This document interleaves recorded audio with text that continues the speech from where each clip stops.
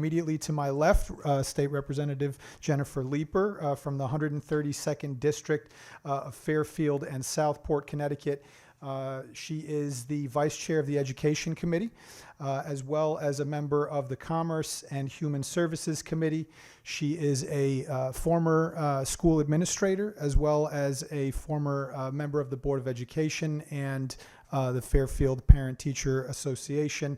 She also, importantly, is one half of the chairs of our school indoor air quality working group. So thank you so much for joining us, Representative Leeper, and you can feel free to say hi.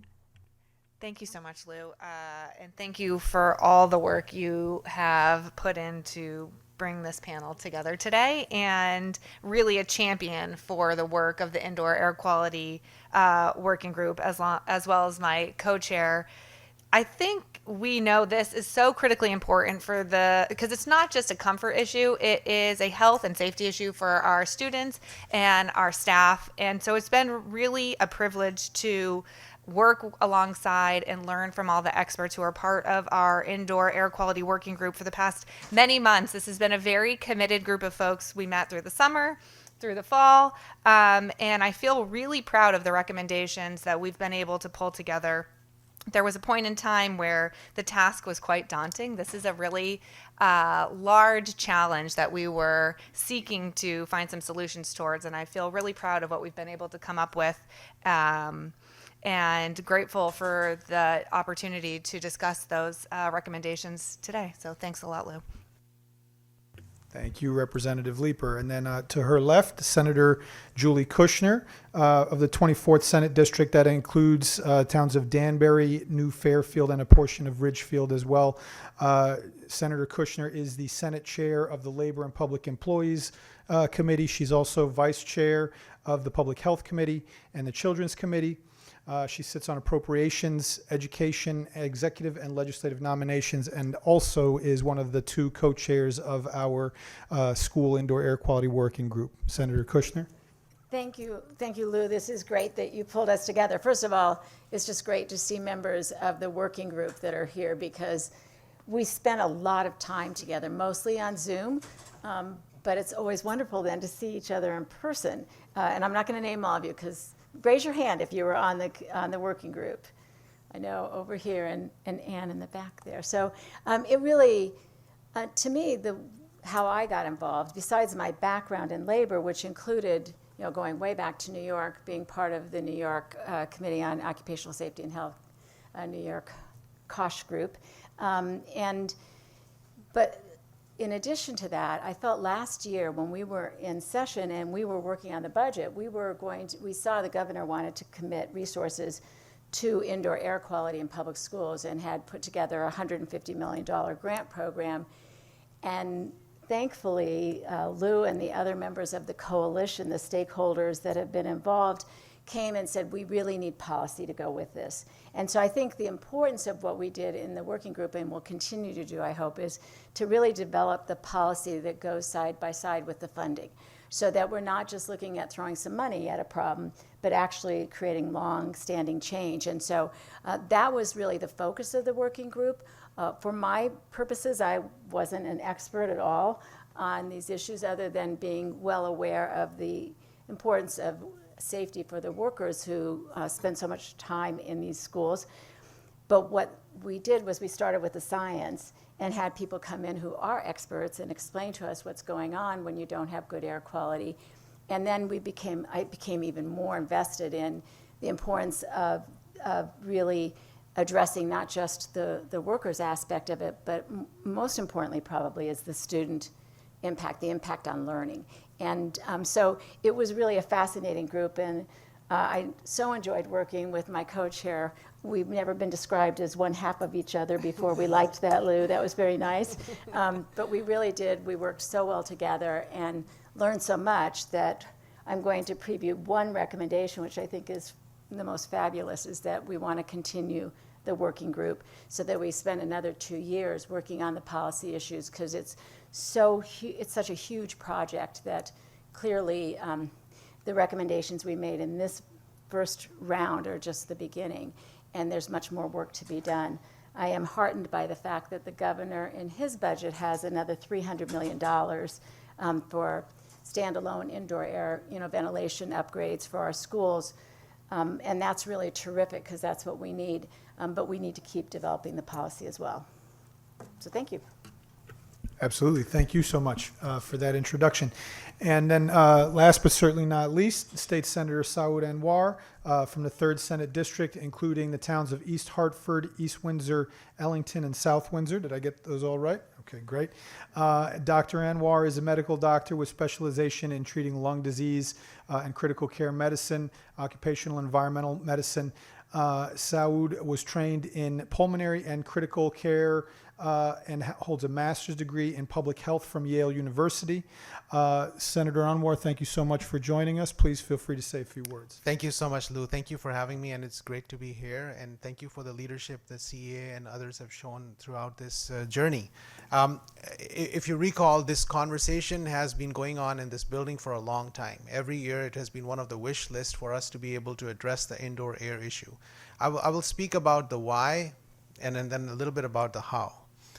Why is very easy. Why do we need to do this? Well, it's pretty sad, but it's very real that our children and our teachers are not allowed to be able to breathe well. And this is unfortunately happening in a manner which is dangerous. If somebody wants to do a quick and dirty assessment, it's without any research, just go to one of the school nurses and say, how many of the children have inhalers? And the lower number will be 5% and the upper number could be 15%, but that is the diagnosed individuals. The undiagnosed in another world. And then if you look at the teachers, you will be surprised. And of course, I wear another hat of pulmonologist and with the background in indoor air and in occupational lung diseases, we see so many teachers who actually are now afraid to at times go to school to teach their students, because they know they will have a very difficult time. It's a temperature control, it's humidity control, and the teachers speak, and they have to communicate, and they cannot communicate if they can't breathe. So this is going on, and you also see the fact that during the pandemic, it was very clear when someone is going to be sick in the class, more or less sooner or later, everybody is going to be sick in the class. And that is because we don't have enough air movements, and that is part of the challenge. So if you, and I'm using a strong word because it's a medical word, that sick building, but a lot of our schools are sick buildings. And these buildings have been there for a long time, and those sick buildings need to be taken care of.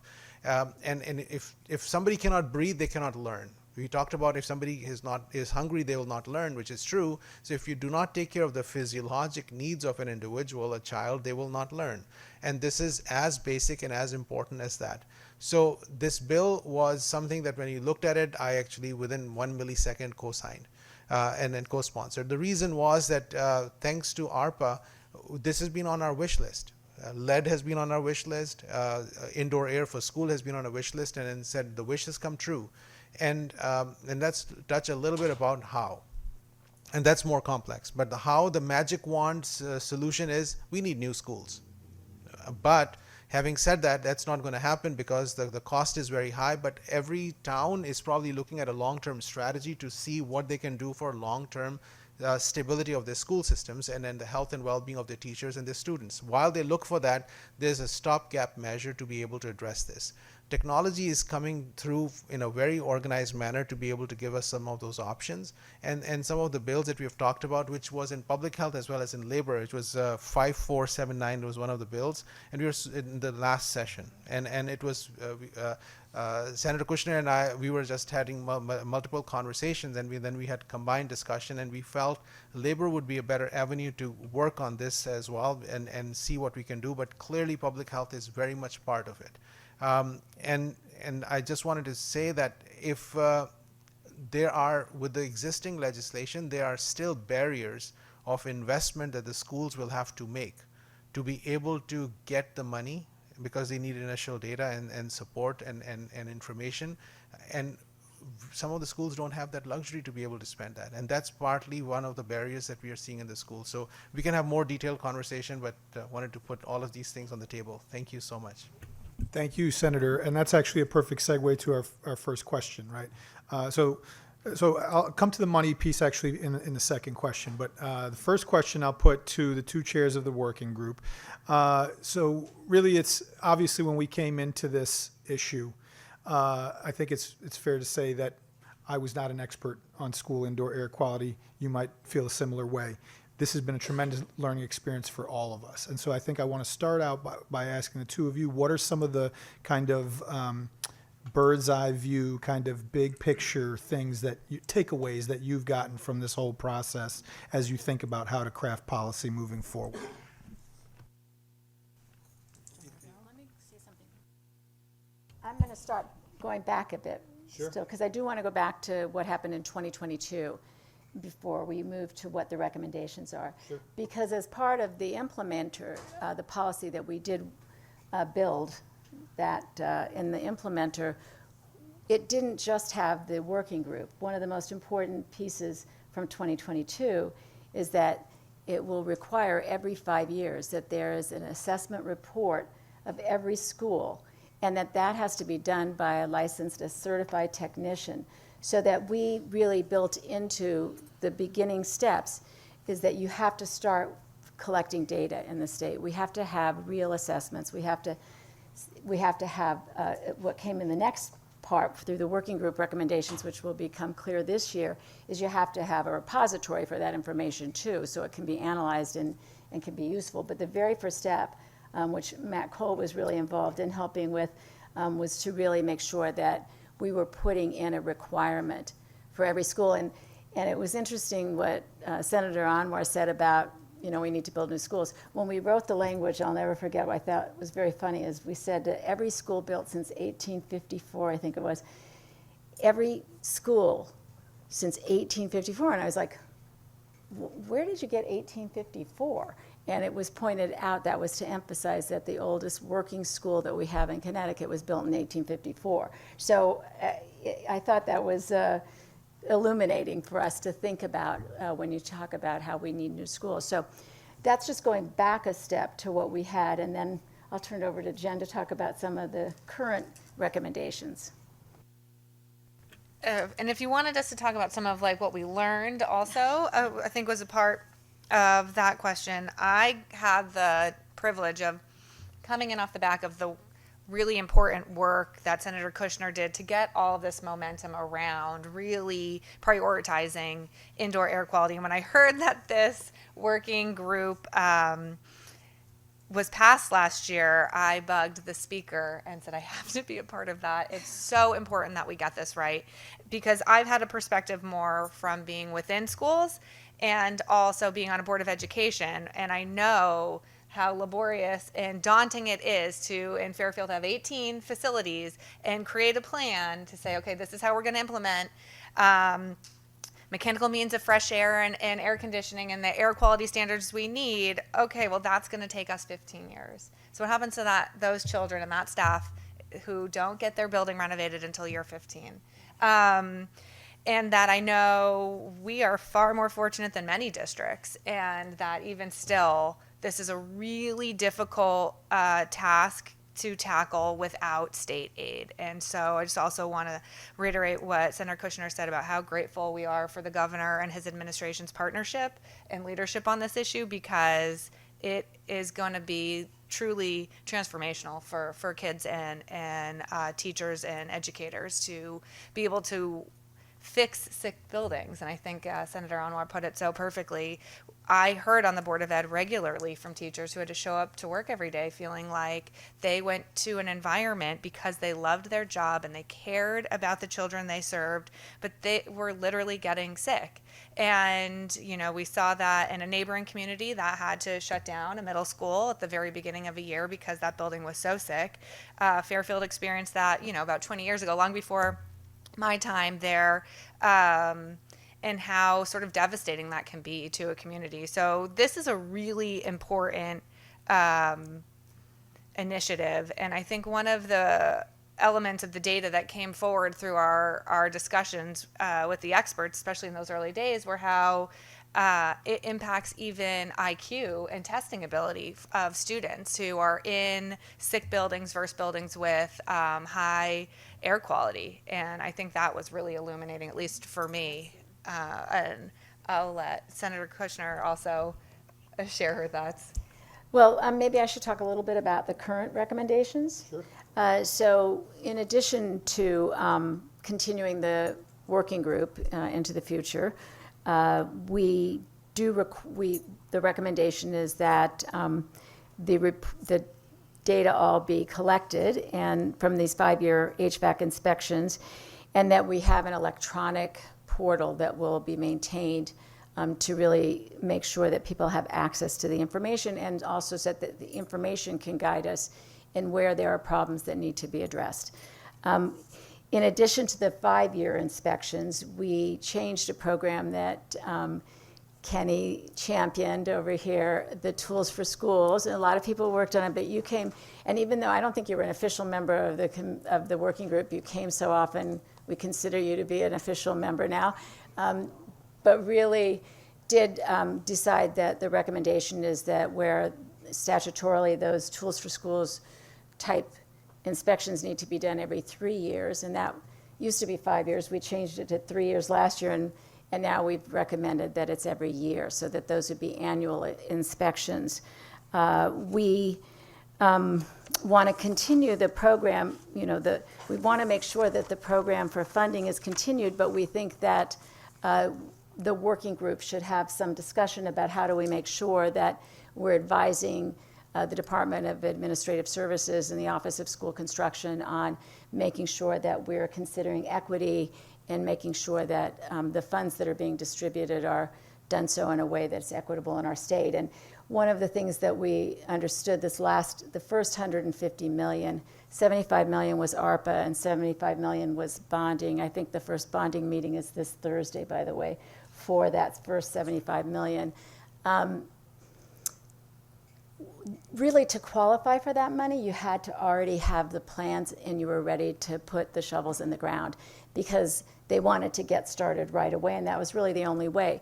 And that, I think we embrace that as, okay, that's a rational decision that makes sense, but we can't go forward that way, because if we do, we're not necessarily distributing the money in an equitable fashion. So part of what the working group would continue to do was look at those and how do we incentivize districts to begin to really make sure they're applying for these grants and that they're addressing their indoor air quality problems.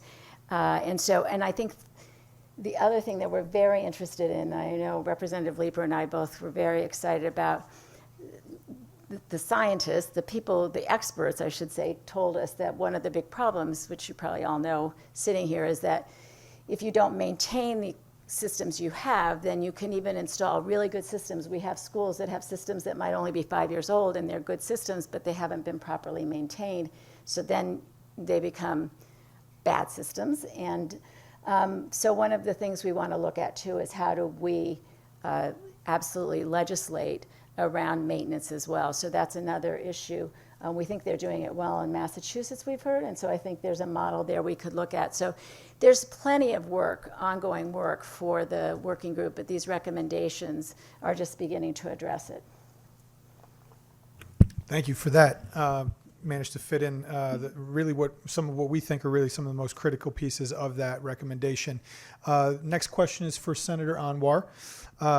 Recognizing that this is something that you've spent probably a good portion of your professional life studying, but we did just come out of, maybe not necessarily completely out of in the clear on COVID-19, but with COVID-19 in the rearview mirror, what are some of the lessons that you've learned through this whole process that relate to indoor air quality? And what is your view on what the term infection control really means? How much time do we have?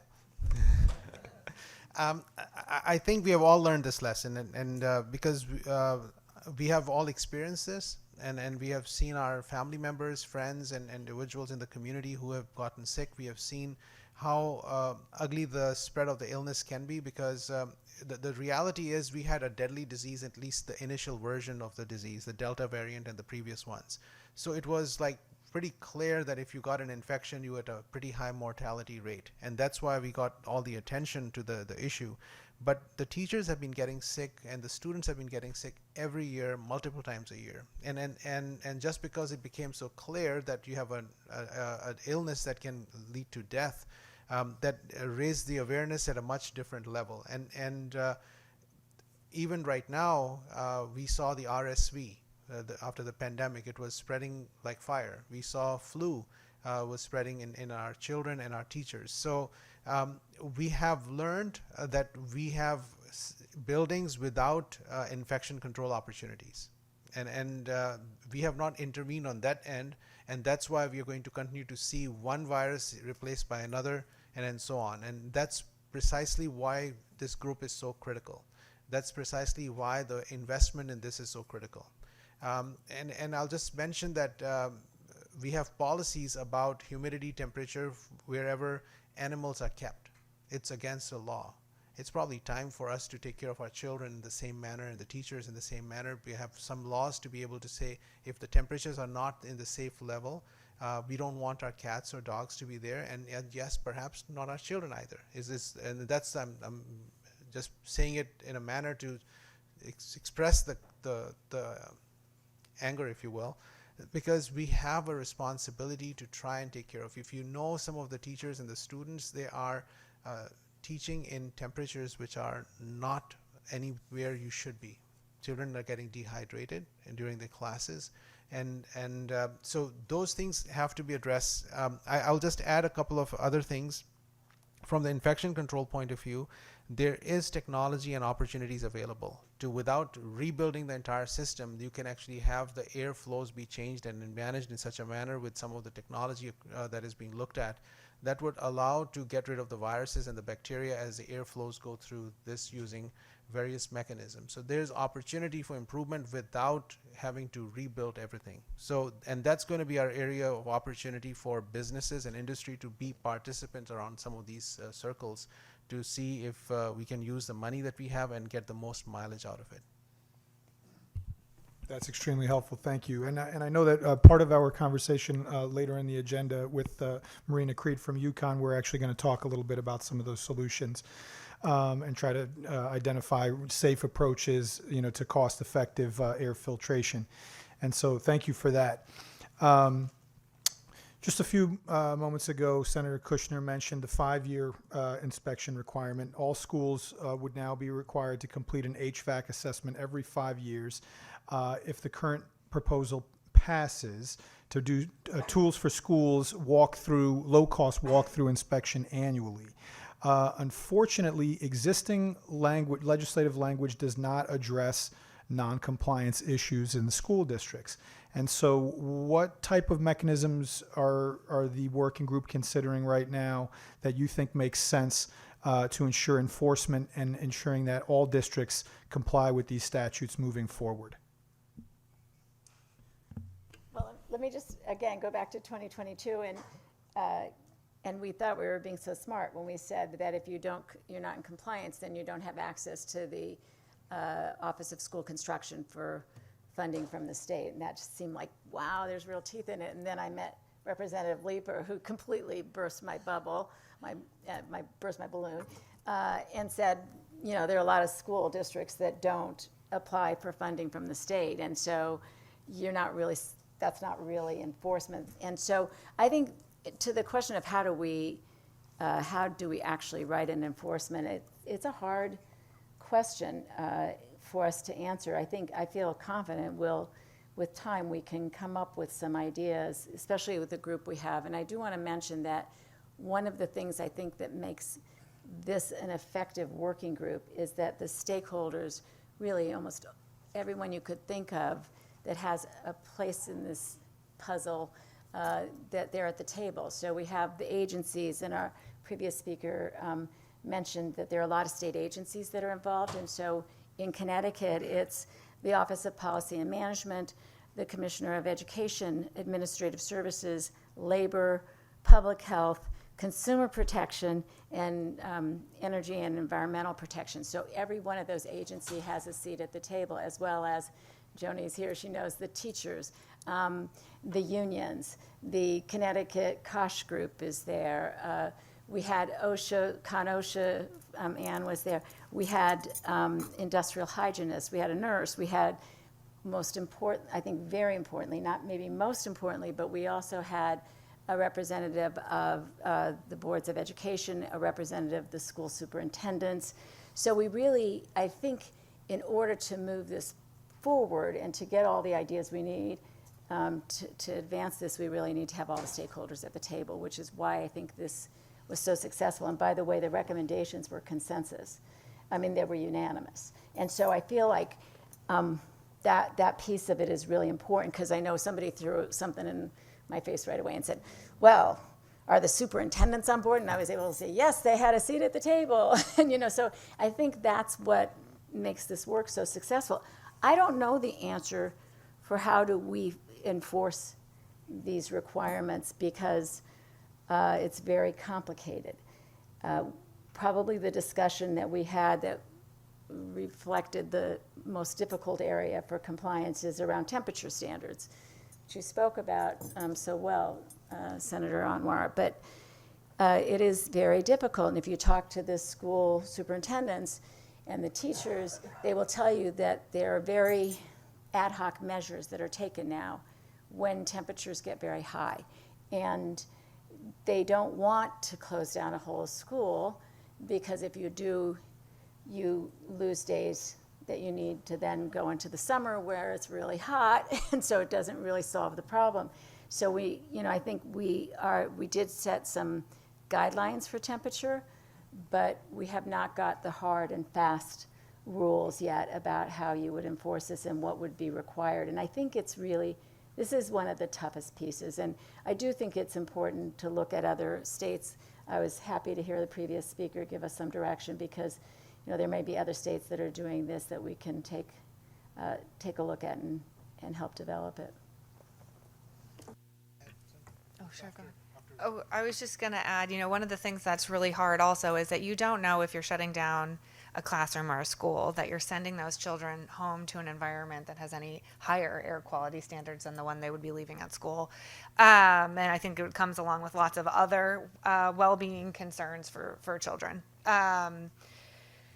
I think, like Senator Kushner mentioned, the enforcement and like a stick or teeth, whatever you want to call it, around this is really challenging. But one of the best things that we can do is to continue to talk about the importance of this issue and build community buy-in, that this should be something their local boards of ed and municipalities are leading on, to guarantee that their children and their children's educators are safe and healthy when they're at school. Because I think something we've spent the past 3 years now talking about is how school should be the safest place that our kids go, and as part of our responsibility, and that this is actually a part of that. So just wanted to add.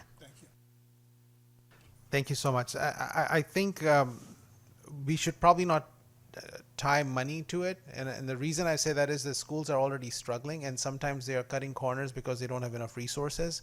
And then definitely not the ECS funding. I know that the superintendents would be partners in this effort, but it's just with the budgets and how things work.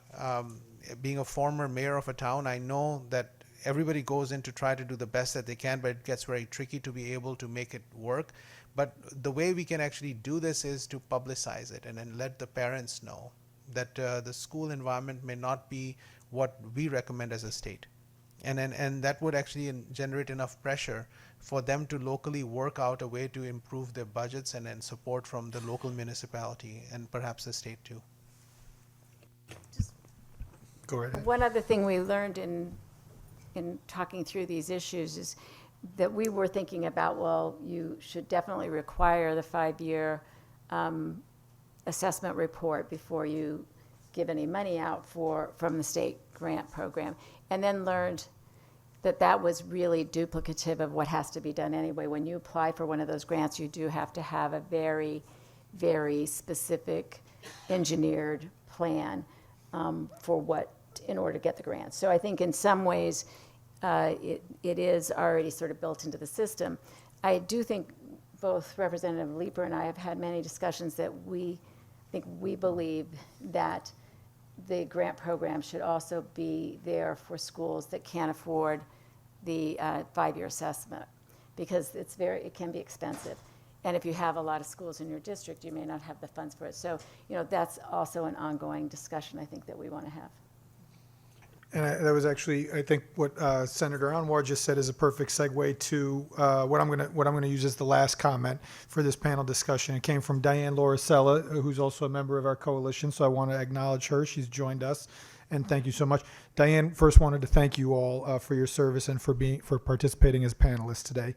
But her comment was that a key component of a successful school IAQ program is communication, education, and outreach. And that means to teachers, parents, guardians, students, and officials.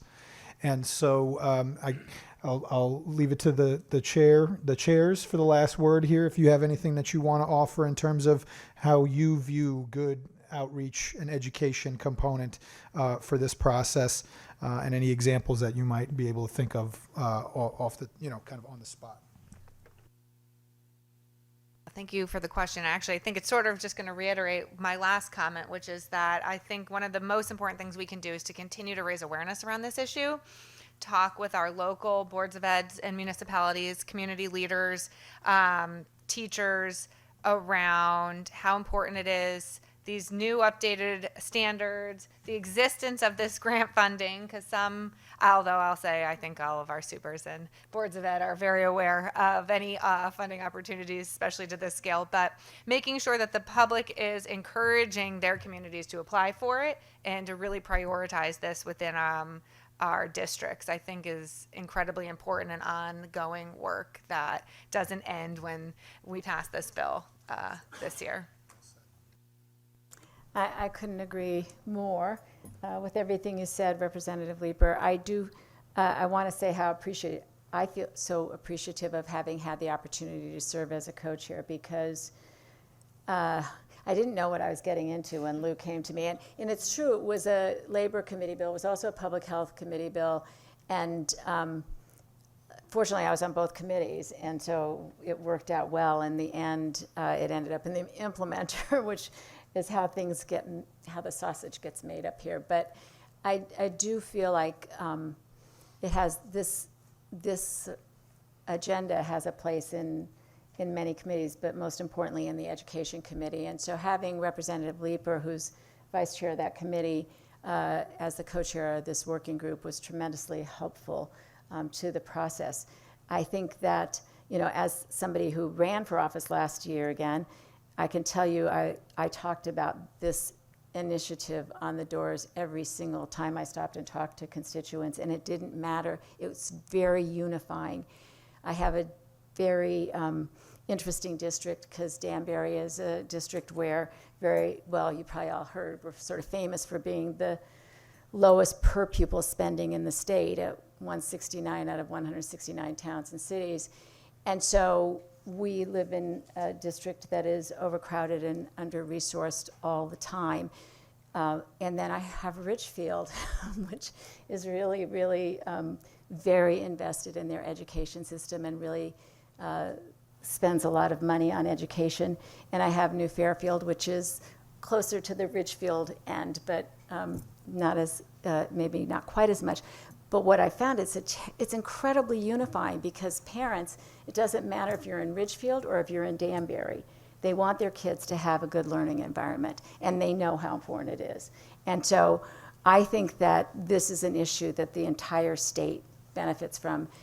We as elected officials benefit from when we go out and talk in the communities. And so, I feel honored to have been part of this whole effort. And there were so many people that were part of it that made it happen. But I feel like it's really the next frontier for Connecticut. It is what we can do to make this a better place for our students and our future. So I'm very excited about continuing the work.